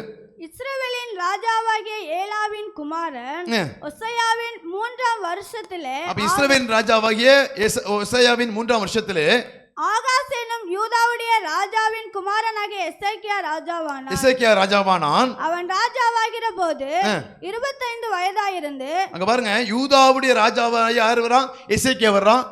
இஸ்ரவேலின் ராஜா அவன் இஸ்ரவேலின் ராஜாவாகிய ஒசேயா, அப்படி 2 பேரும் அங்க ஆட்சி பண்ணிட்டு இருக்கிறாங்க. இப்படி தேவனுடைய பிள்ளைகள் தான் தேவனுடைய வார்த்தைக்கு கீழ்ப்படியாதனால ராஜ்யம் 2ஆய் பிரிந்து விட்டது. தேவனுக்கு கொடுக்க வேண்டிய மரியாதை கொடுக்காதபடிக்கு யாரு? சாலமோன் அந்நிய தேவர்களை வணங்கினதுனால தேவனுக்கு கொடுக்க வேண்டிய மரியாதை கொடுக்காம தன் தேவன் என்று அறிந்தும் ஆலயத்தெல்லாம் கட்டுறான், தேவனுக்காய் பலியெல்லாம் செலுத்துறான். ஆனா அவன் போக போக போக தன் மனைவிகளுடைய பேச்சை கேட்டு கொண்டு தன் தேவன் உண்மையாயிருக்கிற அந்த தேவனை ஆராதிக்காதனால அவர் 2ஆ பிரிக்கிறாரு. 12 கோத்திரத்தை 10 கோத்திரம் ஒரு ராஜாவுக்கும், இன்னொரு 2 கோத்திரம் இன்னொரு ராஜாவுக்கும் கொடுக்கப்படுகிறது. அதுதான் சாலமோனின் மகன் வந்து அந்த 2 கோத்திரத்தை ஆட்சி செய்வான். அவன் வந்து 2 கோத்திரத்தை மட்டும்தான் ஆட்சி செய்வான். மற்ற 10 கோத்திரத்தை ரெகொபெயாம் வந்து ஆட்சி செய்வான். இப்படி தேசமே 2ஆ பிரிக்கப்பட்டுச்சு. தேவன் யார் என்று அறிந்தோம் அந்த 2 ராஜாவுக்குரிய மகிமை கொடுக்காதபடிக்கு அவன் தேவனை மட்டுப்படுத்தினதுனால, தேவனுக்கு கொடுக்க வேண்டிய கனத்தை கொடுக்காதனால அந்த தேசமே அவன் இருந்து பிடுங்கப்படுகிறது. 12 கோத்திரத்துல 10 கோத்திரம் பிடிக்கப்படுகிறது. 2 கோத்திரத்துக்கு மட்டும்தான் அவன் சந்ததியிலே ராஜாக்கள் வருகிறார்கள். மீதி 10 கோத்திரத்துக்கும் ரெகொபெயாம் அவன் வந்து ராஜாவாய் மாறுகிறான். அப்ப இந்த ராஜாக்கள் வந்து தொடர்ந்து அப்படியே வந்துட்டே இருப்பாங்க. அப்படி வந்தபோதுதான் அவர்கள் 2 ராஜாக்களாய் வர்றாங்க. ஒன்னு இஸ்ரவேலின் ராஜா, ஒன்னு யூதாவின் ராஜா. இப்ப இஸ்ரவேல் ராஜா யார் அப்படின்னா அந்த வசனத்தை வாசிக்கலாம். 9ஆம் வசனம் வாசிக்கலாம். இப்ப அந்த 9ஆம் வசனம் வாசிக்கலாம். இஸ்ரவேலின் ராஜாவாகிய ஏலாவின் குமாரன் ஓசையாவின் 7ஆம் வருஷத்திற்கு சரியான எசேக்கியா ராஜாவின் 4ஆம் வருஷத்திலே அசிரியா ராஜாவாகிய சல்மனாசார் சமாரியாவுக்கு விரோதமாய் வந்து அதை முற்றுகை போட்டார். அந்த தேசத்திற்கு விரோதமாக வந்து முற்றுகை போடுகிறான். இஸ்ரவேலின் ராஜா ஆட்சி செய்கிற அந்த பட்டணத்துக்கு நேராக வந்து, சமாரியா பட்டணத்துக்கு நேராக வந்து முற்றுகை போடுகிறான். அந்த எசேக்கியா ராஜாவுடைய நாட்களிலே அசீரியா ராஜா வந்து என்ன பண்றான்? இந்த முற்றுகை போடுறான். அந்த சமாரியா முழுவதையும் முற்றுகை போடுறான். அடுத்த வசனம் வாசிக்கலாம். 3ஆம் வருஷம் சென்ற பின்பு அவர்கள் அதை பிடித்தார்கள். எசேக்கியாவின் 6ஆம் வருஷத்திலும் இஸ்ரவேலின் ராஜாவாகிய ஓசேயாவின் 9ஆம் வருஷத்திலும் சமாரியா பிடிபட்டது. அங்க சமாரியா பிடிபட்டுச்சு. 3ஆம் வருஷத்துல 6ஆம் வருஷத்துல ஆட்சி செய்யும் போது வந்து பிடிக்கிறாங்க. 9ஆம் வருஷத்துல வந்து என்ன பண்ணிட்டாங்க? பிடிச்சிடறாங்க. அதை பிடித்தார்கள் எசேக்கியாவின் 6ஆம் வருஷத்திலும். அப்படியே இஸ்ரவேலின் ராஜாவாகிய ஓசேயாவின் 9ஆம் வருஷத்திலும் சமாரியா பிடிபட்டுச்சு. அப்ப சமாரியாவுக்கு முன்னால வந்து அசீரியா ராஜா வந்து என்ன பண்றான்? முற்றுகை போடுகிறான். இஸ்ரவேல் ராஜா ஆண்டு கொண்டிருக்கிற அந்த ராஜாவுக்கு முன்னால என்ன பண்றாங்க அப்படின்னா அந்த தேசத்துல வந்து முற்றுகை போடுறாங்க. முற்றுகை போட்டு 3 வருஷம் முற்றுகை போடுறாங்க. 3 வருஷம் முற்றுகை போட்டதுக்கு அப்புறம் சமாரியா 9ஆம் வருஷத்துல பிடிபட்டு போகிறது அந்த தேசம். அடுத்த வருஷம் வாசிக்கலாம். 11. அசீரியா ராஜா இஸ்ரவேலை அசீரியாவுக்கு சிறைப்பிடித்து கொண்டு போய், அசீரியா ராஜா அந்த இஸ்ரவேலை சிறைபிடித்து அதை முற்றுகை போட்டு அதை மேற்கொண்டு அதை சிறைபிடித்து எங்க கொண்டு வரான்? கோசான் நதியோரமான ஆலாகிலும் ஆபோரிலும் மேதேரின் பட்டணங்களிலும் குடியேற்றினான். அங்க பாருங்க, இஸ்ரவேல் ராஜா தேவனுடைய பிள்ளை. தேவனை அறிந்தவர்கள் தேவனுக்கு கொடுக்க வேண்டிய கனத்தை கொடுக்காம தேவனுக்கு கொடுக்க வேண்டிய அந்த செய்யாத போது அவர்களுக்கு விரோதமாக யார் அசீரியா ராஜா வந்து அங்கே முற்றுகை போடுகிறான். சமாரியா பட்டணம் ஃபுல்லும் அங்கே முற்றுகை போட்டு 3 வருஷங்கள் முற்றுகை நடந்து அந்த கொஞ்சம் கொஞ்சமாக ஆக்கிரமிச்சு கொஞ்சம் கொஞ்சமாக பிடிச்சு சமாரியாவில் இருக்கக்கூடிய எல்லா அந்த இஸ்ரவேல் ராஜாவை முற்றுகை போட்டு பிடித்து அடிமையாக்கி அசீரியா தேசத்துக்கு கொண்டு போகிறான். எதனால் நடந்தது அப்படின்னா தேவன் அவன் மகிமைப்படுத்தாதபடிக்கு அவன் வீணராய் இருந்ததுனால. அல்லேலூயா. அடுத்த வருஷம் வாசிக்கலாம், 12 வாசிக்கலாம். அவர்கள் தங்கள் தேவனாகிய கர்த்தருடைய சத்தத்திற்கு செவிகொடாமல் அவருடைய உடன்படிக்கையையும் கர்த்தரின் தாசனாகிய மோசே கற்பித்த யாவற்றையும் மீறி அதற்கு செவிகொடாமலும் அதன்படி செய்யாமலும் போனார். ஏன் பிடிக்கப்பட்டது? இஸ்ரவேலின் ராஜா யாருடைய பிள்ளை? தேவனால் தெரிந்து கொள்ளப்பட்ட சொந்த கோத்திரம் தான், சொந்த குடும்பம் தான். தேவன் என்று அறிந்து அவர்கள் தங்கள் தேவனாகிய கர்த்தருடைய சத்தத்துக்கு செவி கொடாமல் போனார்கள். ஏன் ஒரு சிறையுள்ள வாழ்க்கை? ஏன் வாழ்க்கையில் வெற்றி வர முடியாதபடிக்கு நெருக்கப்படுகிறார்கள் எதிரியினால? ஏன் அசீரியா ராஜா வந்து அங்கே முற்றுகை போடுகிறான்? ஏன் சமாரியா பட்டணம் பிடிபட்டது என்று பார்த்தீங்கன்னா அவர்கள் இஸ்ரவேல் ஜனங்கள் தேவனை தங்கள் தேவனாகிய கர்த்தருடைய சத்தத்திற்கு செவிகொடாமல் அவருடைய உடன்படிக்கையும் கர்த்தரின் தாசனாகிய மோசே கற்பித்த யாவற்றையும் மீறி அதற்கு செவிகொடாமலும் அதன்படி செய்யாமலும் போனார்கள். அல்லேலூயா. ஏன் ஜெபம்? ஏன் தேவ சமூகத்தில் அமர்ந்திருக்கணும்? ஏன் தேவனை துதிக்கணும்னா அவர் தேவன் என்று சொன்னா அவன் பிள்ளைகள் அந்த தேவனை சார்ந்தே வாழ வேண்டும். அல்லேலூயா. தேவன் கொடுக்கிற பலத்தினாலே, தேவன் கொடுக்கிற சுகத்தினாலே, தேவன் கொடுக்கிற ஆசீர்வாதத்தினாலே நாம் நிறைந்திருக்கிற ஒரு வாழ்க்கை நமக்கு தேவை. நாம் இல்லாதபடி வாழ்ந்தா எப்படி இஸ்ரவேலின் ராஜா சிறைப்படுத்தி போனானோ, சமாரியா எப்படி பிடிபட்டதோ, எப்படி அசீரியா ராஜாவின் முற்றுகை அவனுக்குள் வந்து அந்த ஆளுகை செய்யும்படியாய் கொஞ்சம் கொஞ்சமா கேறி வருவான். ஒரே நாள் வரமாட்டான். 3 வருஷம் அவன் என்ன பண்றான்? முற்றுகை போடுகிறான். சமாரியாவை முதல்ல வந்து என்ன பண்றான்? 6ஆம் வருஷத்துல முற்றுகை போடுறான். இஸ்ரவேல் ராஜா ஆண்டு கொண்டிருக்கிற 6ஆம் வருஷத்துல முற்றுகை போடுறான். அந்த 6ஆம் வருஷத்திலிருந்து 9ஆம் வருஷத்திலே அந்த சமாரியா பிடிபட்டது. கொஞ்சம் கொஞ்சமா ஆக்குமை பண்ணுவான், கொஞ்சம் கொஞ்சமா உள்ள வருவான், கொஞ்சம் கொஞ்சமா நம்முடைய சுதந்திரங்கள் எல்லாம், நம்முடைய எதிர்பார்ப்புகள் எல்லாம், நம்ம நம்பிக்கையை வச்சிருக்கிற பாதுகாப்பெல்லாம் உடைச்சு அவனுடைய ஆளுகைக்குள்ளாய் வந்து அவன் ஆளுகை செய்து நம்முடைய எல்லாவற்றையும் சிறைபிடித்து போய்விடுவான். அல்லேலூயா. இது ஏன் கர்த்தர் ஏன் அதை சொல்றாருன்னா, நீ வந்து என்னை சார்ந்து உன்னை பாதுகாப்பேன், நீ என்னக்கு நீ ஒப்புக்கொடு, உன் வாழ்க்கையை இன்பமாய் மாற்றுவேன். ஏன்னா கர்த்தர் அதே அதிகாரத்துல ஒரு வசனத்தை வாசிக்கலாமே, 3வது வசனத்தை வாசிக்கலாம். 18:3. அவன் தன் தகப்பனாகிய தாவீது செய்தபடியெல்லாம் கர்த்தரின் பார்வைக்கு செம்மையானதை செய்தான். யூதாவின் ராஜாவிற்கு எசேக்கியா என்ன பண்ணுவோம் அப்படின்னா, 2 ராஜாக்கள் இருக்கிறாங்க. ஒன்று இஸ்ரவேலின் ராஜா ஓசேயா. அதே தேசத்துல அவன் 2 கோத்திரத்துக்கு ராஜாவா இருக்கிறான். 10 கோத்திரத்துக்கு ராஜா இருக்கிறவ யூதா கோத்திரத்தான். எசேக்கியா வந்து என்ன பண்றான் அப்படின்னா, அவனும் அந்த தேசத்தில் ஆட்சி செய்கிறான். இந்த 2 ராஜாக்களும் என்ன பண்ணாங்க தான் அந்த வசனம், அந்த அதிகாரம் சொல்லுது. அதுல அவன் 25 வயதாகும் போது ராஜாவாகி, 3வது வசனம் வாசிக்கலாம். அவன் தன் தகப்பனாகிய தாவீது செய்தபடியெல்லாம் எசேக்கியா தன் தகப்பனாகிய தாவீது செய்தபடி எல்லாம் கர்த்தரின் பார்வைக்கு செம்மையானதை செய்தான். அங்க ரட்சிக்கப்பட்ட ஜனங்கள் தான் 2 கோத்திரம் இருக்குதாங்க. ஒன்னு இஸ்ரவேல் ராஜா ஒருத்தர் இருக்கிறான், ஒருத்தன் யூதாவின் ராஜா ஒருத்தன் இருக்கிறான். 2 பேரும் கர்த்தரால் தெரிந்து கொள்ளப்பட்டவர்கள் தான். ஒருத்தன் தேவனை துதிப்பதே இல்லை, தேவனுக்கு கொடுக்க வேண்டிய கனத்தை செய்யறது இல்லை. ஆனா இவன் தன் தகப்பனாகிய தாவீது செய்தபடி எல்லாம் கர்த்தரின் பார்வைக்கு செம்மையானதை செய்கிறான். கர்த்தர் சொன்னபடி எல்லாம் செய்ய ஆரம்பிக்கிறான். தாவீது என்னெல்லாம் சொன்னாரோ அது அப்படியே இவனும் கீழ்ப்படிந்து தேவனுக்கு பிரியமான காரியத்தை எசேக்கியா செய்ய ஆரம்பிக்கிறான். அடுத்த வசனம் வாசிக்கலாம்.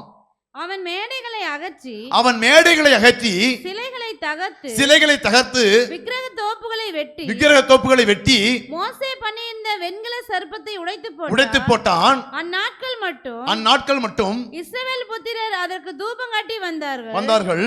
அதற்கு நிகுஸ்தான் என்று பெயரிட்டான். அதற்கு நிகுஸ்தான் என்று பெயர். அதாவது அவன் எசேக்கியா ராஜாவாகும் போது தேசம் அருவருப்பான காரியத்தை செய்து கொண்டிருக்கிறது. அங்க மேடைகள் அகற்றப்படவில்லை, சிலைகள் தகர்க்கப்படவில்லை, விக்கிரக தோப்புகளை வெட்டி அங்கெல்லாம் தேவனுக்கு விரோதமாய் பலி செலுத்தி கொண்டிருக்கிறார்கள். எப்போ எசேக்கியா அங்க ராஜாவானானோ உடனே அவன் தேவனுக்கு பிரியமான காரியத்தை செய்ய ஆரம்பிக்கிறான். தாவீது தன் தகப்பனாகி தாவீது செய்தபடியெல்லாம் செய்ய தன் இருதயத்தை மாற்ற விரும்பினான், தன் தேசத்தை சீர்திருத்த விரும்பினான். அதனால அவன் மேடைகளை அகற்றி சிலைகளை தகர்த்து விக்கிரத்தோப்புகளை வெட்டி எல்லாவற்றையும் சரிப்படுத்தி தேவன் தாவீது தன் தகப்பனாகி தாவீது எப்படியெல்லாம் கர்த்தரை ஆராதித்தானோ, எப்படியெல்லாம் தேவனை மகிமைப்படுத்தினானோ, சமஸ்த இஸ்ரவேலுக்கும் ராஜாவாய் வைத்த தேவனை அவன் மறக்காம தேவனை அவன் மகிமைப்படுத்தினது போல இவனும் தன் மகிமைப்படுத்த தன் தேசத்தையும் தன்னையும் சுத்திகரிக்கிறான். உடனே அடுத்த வசனம் கூட வாசிக்கலாம். 5வது வசனம். அவன் இஸ்ரவேலின் தேவனாகிய கர்த்தரின் மேல் வைத்த நம்பிக்கையிலே, ஆமா, அவன் வைத்த நம்பிக்கையிலே அவனுக்கு பின்னும் அவனுக்கு முன்னும் இருந்த யூதாவின் ராஜாக்களில் எல்லாம் அவனை போல் ஒருவனும் இருந்ததில்லை. ஒருத்தன் 2 பேரும் ராஜா தான், கர்த்தரால் தெரிந்து கொள்ளப்பட்டவர்கள் தான். ஆனா ஒருத்தன் தேவனுக்கு பிரியமானதை செய்யறதில்லை, இன்னொருத்தன் தேவனுக்கு பிரியமானதை செய்கிறான். ஒருத்தன் தேவனுடைய வார்த்தைக்கு கீழ்ப்படிந்து தாவீதை விட வைராக்கியமாய் செயல்படுகிறான். அவன் தாவீது சமஸ்த இஸ்ரவேலுக்கு மேலும் 12 கோத்திரக்கும் ராஜாவாய் இருந்தான். அவனை போலவே என் தேவன் பிதாவாகிய தேவன் எனக்கு முன்னால் அரசாண்ட அந்த ராஜா எப்படியெல்லாம் பண்ணான், அவன் தேவனுக்கு பிரியமாய் இருந்தான் தாவீது. அதே போல நானும் செய்ய வேண்டும் என்று சொல்லி தேவனுக்கு பிரியமில்லாத காரியத்தை எல்லாம் அங்க பார்த்தீங்கன்னா தலைவிரிக்கி ஆடிட்டு இருக்குது. என்னது? விக்கிரக தோப்புகள், விக்கிரக ஆராதனைகள், சிலைகள், சிலை வழிபாடுகள் எல்லாம் இருக்குது. ஆனா அதற்கு கீழ்ப்படியாம அவன் கொடுத்த அதிகாரத்தை பயன்படுத்த ஆரம்பித்தான். எல்லாத்தையும் விட்டு நான் தான் ராஜா, நான் சொல்றபடிதான் இந்த தேசம் இருக்கணும், நான் தான் குடும்பத்தின் தலைவன், அப்படித்தான் இருக்கணும்னு சொல்லி அவன் சீர்திருத்த ஆரம்பிக்கிறான். சிலதெல்லாம் தேவையில்லாதெல்லாம் அகற்ற ஆரம்பிக்கிறான். இதெல்லாம் எதெல்லாம் தேவனுக்கு விரோதமாய் காணப்படுகிறதோ எல்லாவற்றையும் அவன் வெட்ட சீர்படுத்த ஆரம்பிக்கும் போது அந்த தேசத்துல அவனை போல அவன் இஸ்ரவேலின் தேவனாகிய கர்த்தர் மேல் வைத்த நம்பிக்கையிலே அவனுக்கு பின்னும் அவனுக்கு முன்னும் இந்த யூதாவின் ராஜாவுக்கள் எல்லாம் அவனை போல ஒருவனும் இருந்ததில்லை. அந்த அளவுக்கு வைராக்கியமாய் தேவனுக்காய் தன் இருதயத்தை அர்ப்பணிக்கிறான். அல்லேலூயா. அவன் தேவன் என்று அறிந்து கொண்டான், தேவனுக்கு உரிய கனத்தை கொடுக்க ஆரம்பித்தான். அல்லேலூயா. எசேக்கியாவின் வாழ்க்கையில் போய் பாருங்களேன், அவனை எதிர்த்து இதே ராஜா இவன் 9வது வருஷத்துல முற்றுகை போட்டு வந்துடுவான். அதுக்கப்புறம் பார்த்தீங்கன்னா இந்த இஸ்ரவேல் ராஜாவை சிறைபிடித்து போயிடுவான். அந்த வசனத்தை வாசிக்கலாமா? 13ஆம் வசனம் வாசிங்களேன்.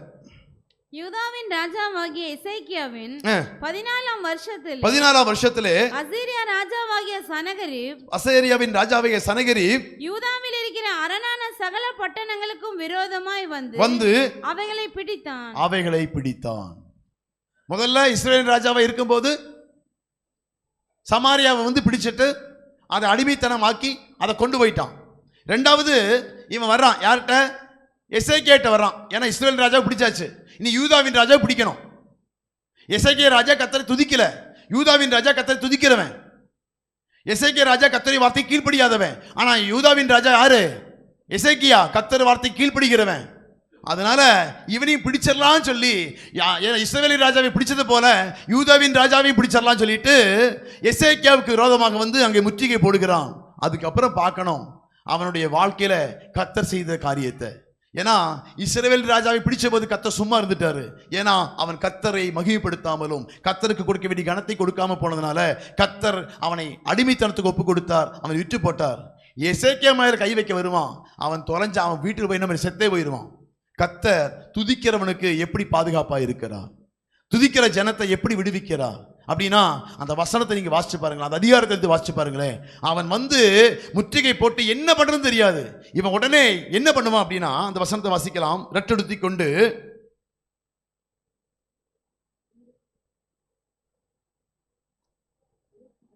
22 வாசிங்க. நீங்கள் என்னிடத்தில் எங்கள் தேவனாகிய கர்த்தரை நம்புகிறோம் என்று சொல்லுவீர்களாகில் அவருடைய மேடைகளையும் அவருடைய பலிபீடங்களையும் அல்லவோ எசேக்கியா அகற்றி யூதாவையும் எருசலேமையும் நோக்கி எருசலேமில் இருக்கிற இந்த பலிபீடத்தின் முன் பணியுங்கள் என்றானே. நான் உனக்கு 2000 குதிரைகளை கொடுப்பேன், நீ அவைகள் மேல் ஏறத்தக 19 வாசிக்கலாமே. 19 ரப்சாக்கே ராஜாவாகிய எசேக்கியா அதை கேட்டபோது தன் வஸ்திரங்களை கிழித்து ரட்டுடுத்திக் கொண்டு கர்த்தருடைய ஆலயத்தில் பிரவேசித்தான். அல்லேலூயா. இங்க வந்து முற்றுகை போட்டான். இவன் வந்து உடனே வீர வசங்களா சொல்றான், டேய் உன்னை இஸ்ரவேல் ராஜாவே நான் என்ன பண்ணிட்டேன், முறியடிச்சிட்டேன், நீ எல்லாம் ஏமாத்திரம், நீ எல்லாம் ஒண்ணுமே இல்லை, ஏன்னா உன்னுடைய தேவன் தான் என்னை ஒப்பு கொடுக்க முடியாது, என்னை அனுப்பியிருக்காரு, அவங்களை எல்லாம் முற்றுகை போட்டனல்ல, அவனை எல்லாம் ஜெயிச்சிட்டனல்ல, உன்னையும் ஜெயிச்சிடுவேன். ஏன்னா கர்த்தர் அனுப்பாம நான் வந்திருக்கிறேன். எப்படி அவனை அதாவது வார்த்தைகளை சொல்லி அவனை கேடுபடுத்தும்படியாக, அந்த ஜனங்களை எல்லாம் குழப்பும்படியாக எசேக்கியா ராஜாவுக்கு விரோதமாக அவன் வார்த்தையை சொல்ல ஆரம்பிக்கிறான். இவனுக்கு என்ன பண்றதுன்னு தெரியல. ஆண்டவரே, நான் உண்மை மாத்திரம் தான் நம்பி இருக்கிறேன், நான் உமக்கு பிரியமாகத்தான் வாழ்க்கையை வாழ்ந்து கொண்டு இருக்கிறேன், நான் உமக்கு பக்தி வைராக்கியமா ஜெபிக்கவும் ஆராதிக்கவும் தொடங்கி இருக்கிறேன், எனக்கு வேற வழியே இல்லைன்னு சொல்லி இவன் யுத்தத்தை ஆரம்பிக்காம படைபலத்தை திரட்டாம தேவ ஆலயத்தை நோக்கி வருகிறான். பாருங்க, ராஜாவாகிய எசேக்கியா அங்க தன் படைபலத்தை காண்பிக்கவில்லை, தன் தேவ சமூகத்திலே அடைக்கலத்தை விரும்புகிறான். அல்லேலூயா. அங்க பாருங்க, ராஜாவாகிய எசேக்கியா அதை கேட்டபோது தன் வஸ்திரங்களை கிழித்து ரட்டு உடுத்திக் கொண்டு கர்த்தருடைய ஆலயத்தில் பிரவேசித்தான். அவன் தன் தேவன் மேல நம்பிக்கை வெளிப்படுத்துகிறான். எப்படி நம்ம தேவனை தான் நம்பி இருக்கிற, ஆண்டவரே என் படைபலத்தையோ என்னுடைய பொருட்களையோ நம்பி இல்லை, நான் உண்மைத்தான் நம்பி இருக்கிறேன் அடையாளமாகத்தான் ஜெபிக்கிறோம். நாம் உண்மை நீங்க தான் என்னை விடுவிக்கணும் சொல்லி யாரை சார்ந்து இருக்கிறோம்ங்கிறதை அடையாளப்படுத்துறது தான் ஜெபம். இன்னைக்கு நம்முடைய இஷ்டத்தின்படியாய் வாழ்ந்து கொண்டிருக்கிறோமா ஆராய்ந்து பார்ப்போம். எசேக்கியா அங்க என்ன பண்றான்னா, இஸ்ரவேல் ஜனங்களை கர்த்தர் விட்டுட்டார். ஏன்னா அவன் துதிக்கிறது இல்லை, ஜெபிக்கிறது இல்லை. அவன் வாழ்க்கையில அடிமைத்தனமும் அவன் பிரச்சனையும் இருளும் சூழ்ந்து கொண்டே இருக்கிறது. ஆனா என்னை நோக்கி பார்க்கிற ஜெபிக்கிற யாராயிருந்தாலும் விடுதலை கொடுக்கிறதுக்கு அவர் வல்லவராய் இருக்கிறார். அல்லேலூயா.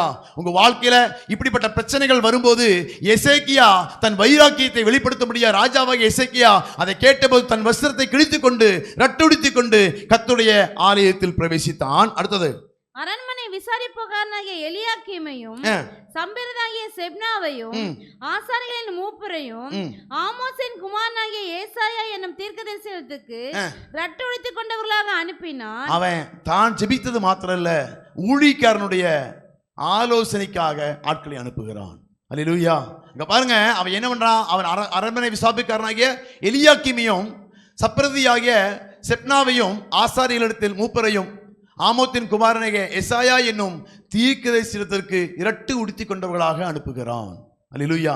அந்த காலத்துல தீர்க்கதரிசியா இருந்தவன் எசாயா. அவன் இடத்துல போய், எனக்கு இப்படி ஒரு பிரச்சனை வந்துருச்சு, என்ன நீங்க எனக்கு உன்னுடைய தேவனிடத்திலிருந்து ஒரு வார்த்தையை கொடுங்க, தேவ சமூகத்தை எனக்காக ஜெபியுங்க, என்னுடைய தேவனுடைய சமூகத்தில் போய் அவனுக்கு ஆலோசனை கேட்கும்படியாய் ஜெப உதவி கேட்கும்படியாய் அவன் ஊழியக்காரனை அணுகுகிறான். அல்லேலூயா. அங்க பாருங்க, தன்னுடைய ஒரு பிரச்சனை வந்தபோது தான் தேவன் பக்கம் திரும்புகிறான்.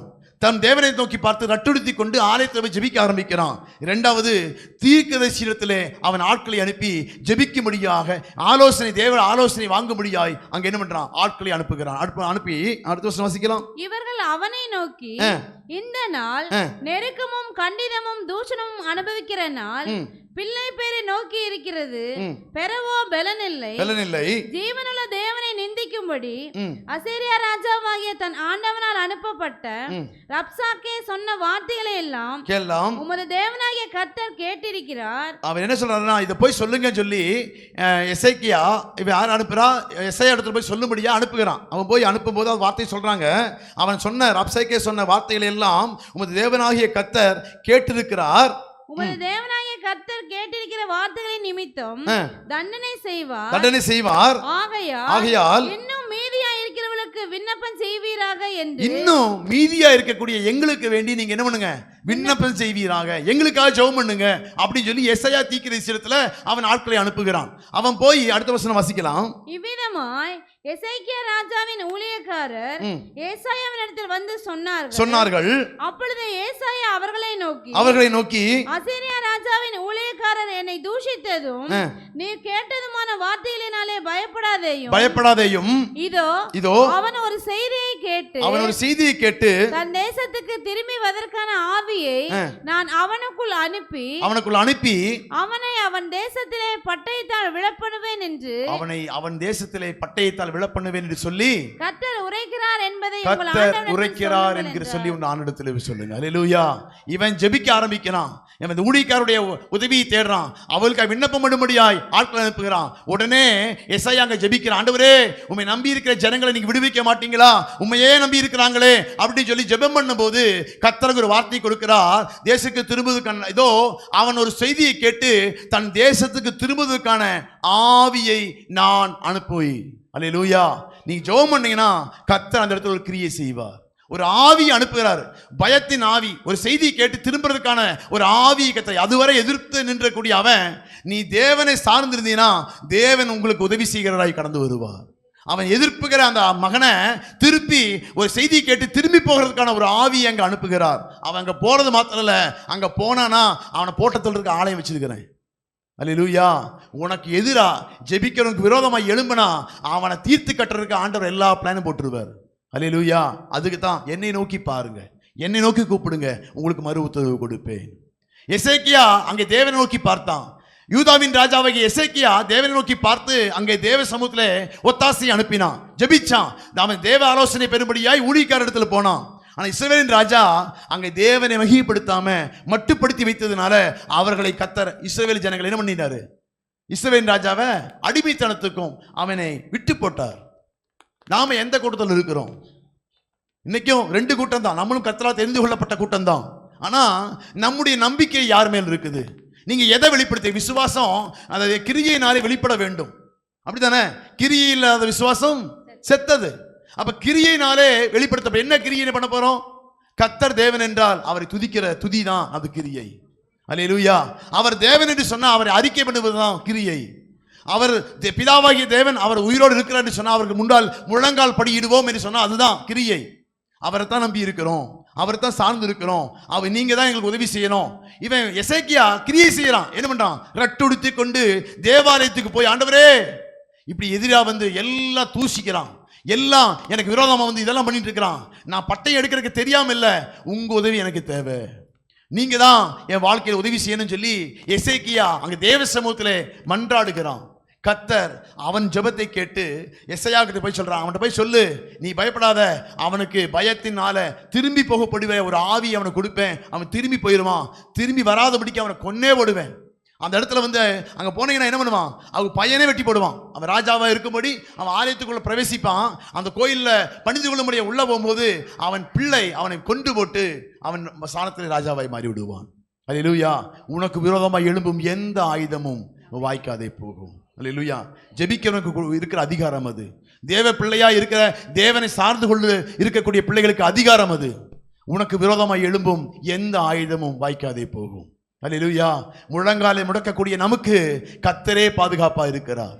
ஆமென். இஸ்ரவேல் ராஜாவை போல நாம பேர் கிறிஸ்தவர்களாகவோ ஏதோ ரட்சிக்கப்பட்டிருக்கிறோம் சபைக்கு வர்றோம் அப்படிப்பட்ட பிள்ளைகளாய் அல்ல, தேவ சமூகத்திலே அமர்ந்திருக்கக்கூடிய பிள்ளைகளாய் கர்த்தர் வைத்திருக்கிறார்.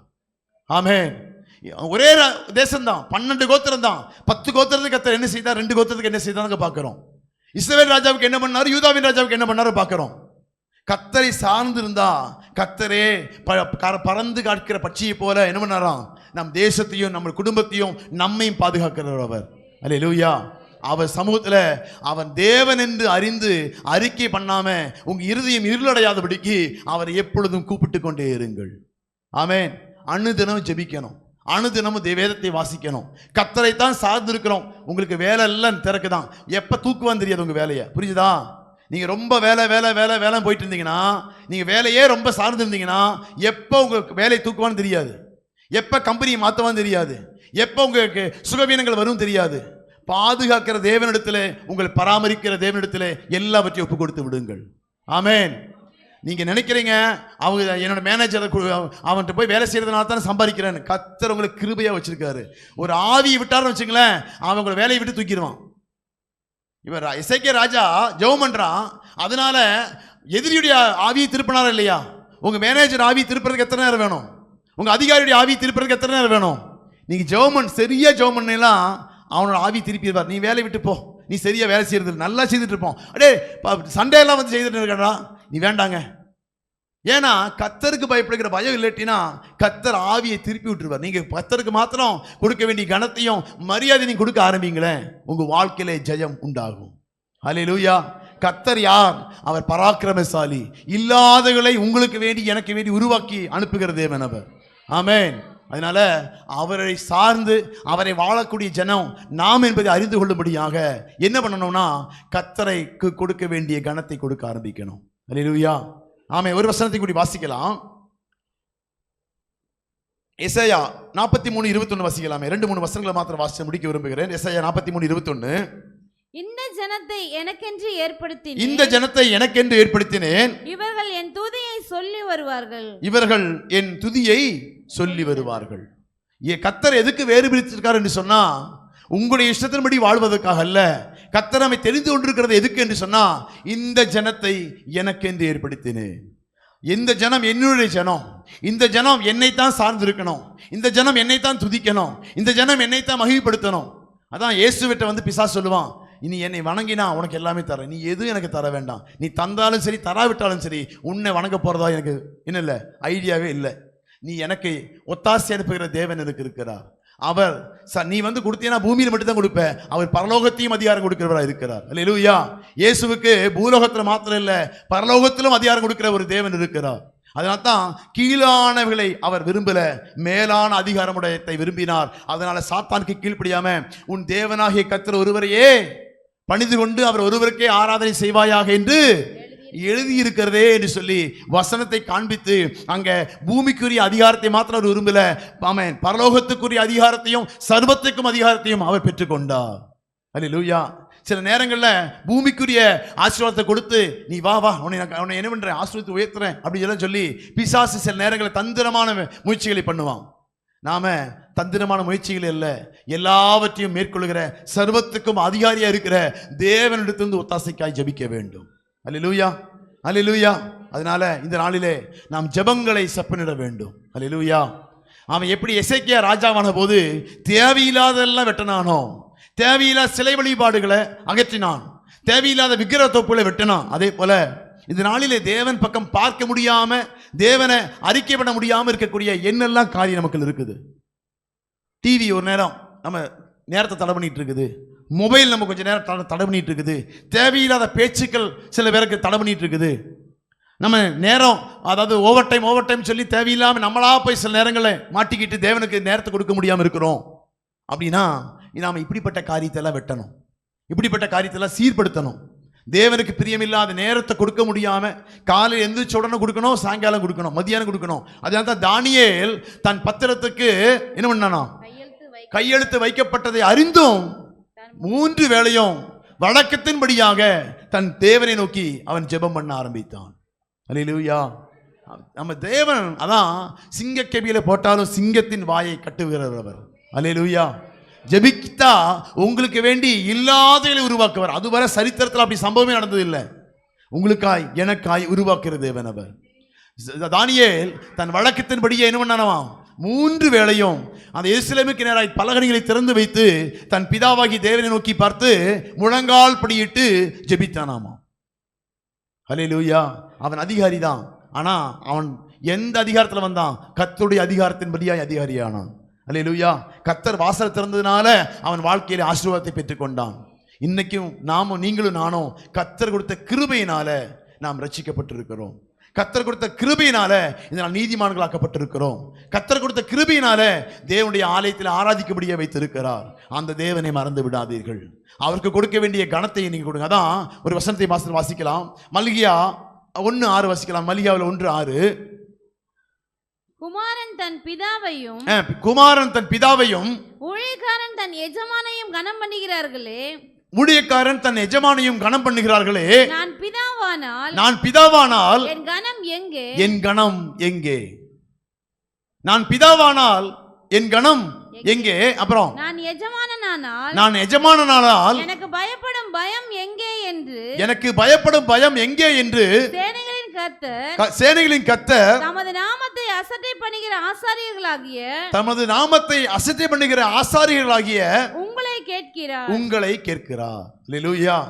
ஆசாரியராகவும் லேவியராகவும் உங்களையும் கர்த்தர் தெரிந்து கொண்டு, நான் தேவன் என்று சொன்னா எனக்குரிய கனம் எங்கே, நான் எனக்கு நான் எஜமான் என்று சொன்னா எனக்கு பயப்படும் பயம் எங்கே என்று ஆசாரியர்களையும் லேவியர்களையும் பார்த்து கர்த்தர் கேட்கிறார். உங்களால் நாம தெரிந்து கொள்ளப்பட்ட நம்ம ஜனம், நாம் கர்த்தரை ஆராதிக்க வேண்டிய ஜனம், கர்த்தரை கனப்படுத்த வேண்டிய ஜனம், நாம் கனப்படுத்தாமல் இருந்தா இந்த நாளிலே மனம் திரும்ப வேண்டும். கர்த்தர் சமூகத்தில் ஜெபிக்கிறதுக்கு நம்ம ஒப்புக் கொடுக்க வேண்டும். அல்லேலூயா. ஒப்புக் கொடுக்கலாமா? இந்த நாளை விட்டு கொடுப்போமா? நாம தேவனுடைய சத்தத்துக்கு கீழ்ப்படிக்கணும், ஜெபிக்கிறதுக்கு உதவி. அதனால தான் ஜெபத்துக்கு பழக்கி வைக்கிறதுக்காகத்தான் ஜெபங்கள் நடக்கப்பட்டு கொண்டிருக்கிறது. அல்லேலூயா.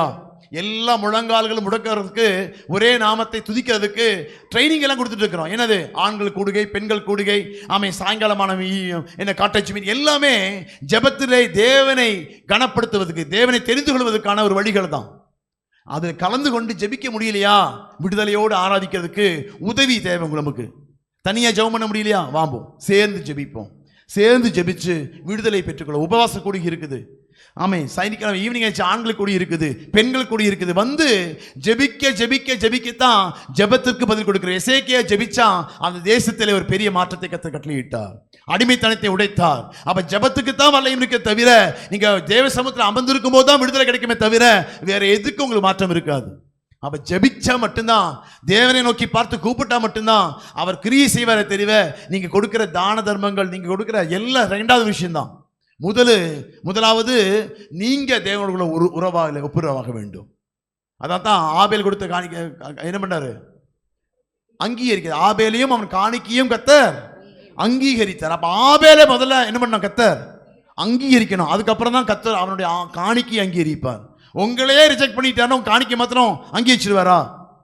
அப்ப முதலாவது நம்மை அங்கீகரிக்க வேண்டும். நம்மை கர்த்தர் என்ன பண்ணணும், முதல்ல அவருக்கு பிரியமானதை நம்ம செய்யணும். அதுக்கப்புறம் நம்முடைய பொருளினால, நம்ம தசமபாவத்தினால, காணிக்கையினால, ஊழியத்தினால நம்ம எல்லாம் பின்ன நம்ம கொடுக்கணும். முதலாவது உங்களை கொடுக்க வேண்டும், அதுக்கப்புறம் உங்களுக்கு உள்ளதை கொடுக்க வேண்டும். உங்களுக்குரிய நேரம், உங்களுக்குரிய டைம், உங்களுக்குரிய பொருள், உங்களுக்குரிய வண்டி எல்லாத்தையும் கொடுத்து நம்ம இது பண்ணலாம். ஆனால் முதல்ல உங்களை கொடுக்க வேண்டும். அல்லேலூயா.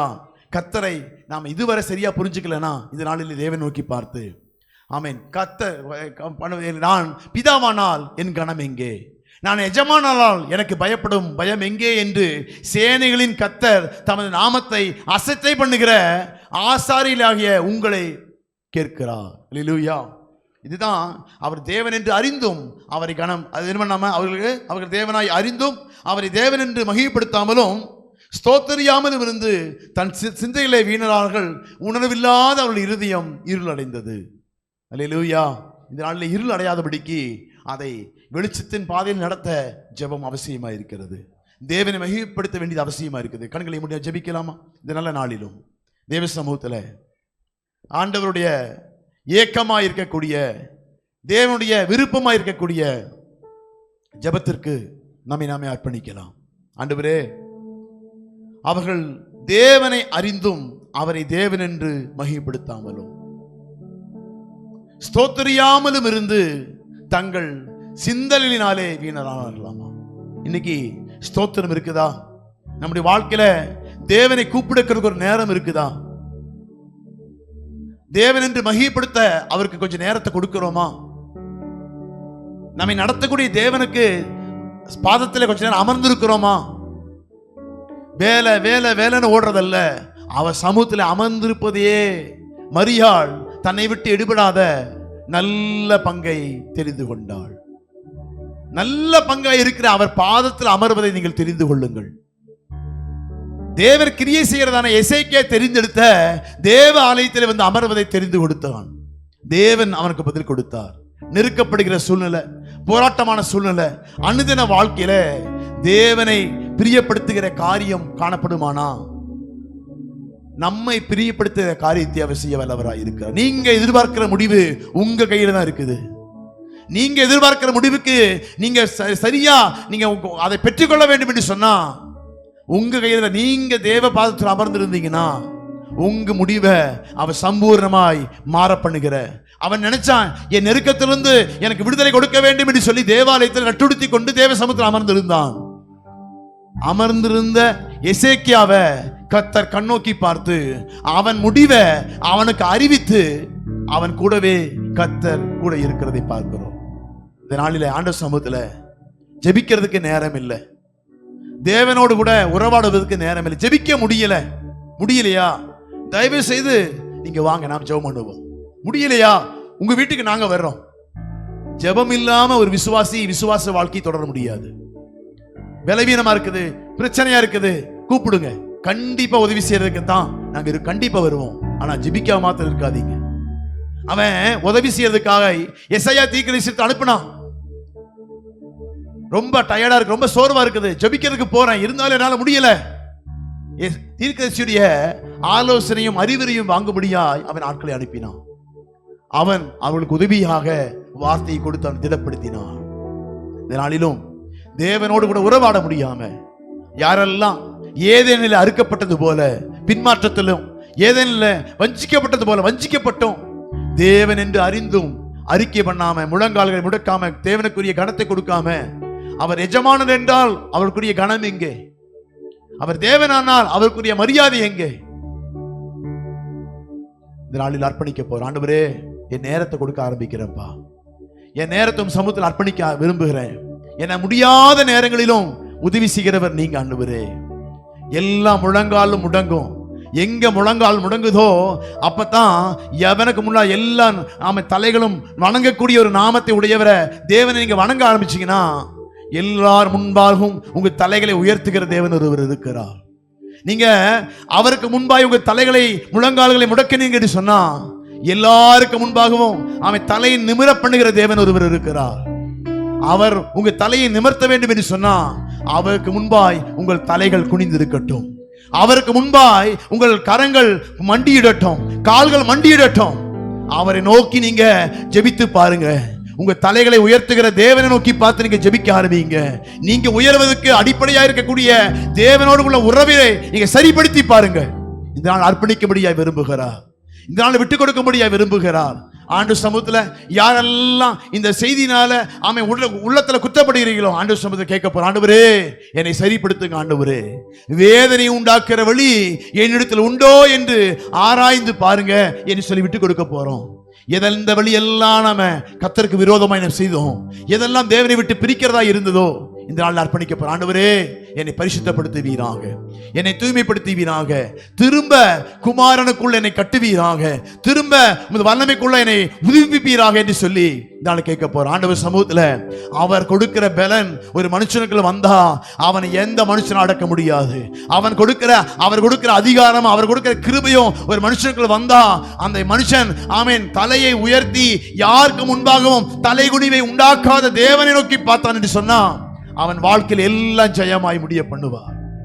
எசேக்கியா தன் தேவன் யார் என்று அறிந்து அவருக்கு கொடுக்க வேண்டிய கனத்தையும் மரியாதையும் கொடுத்த போது பிரச்சனைகள் வந்தது, போராட்டங்கள் வந்தது. ஆனா கர்த்தர் அவனை எல்லா இக்கட்டுகளும் இருந்து விடுதலை ஆக்கினார்.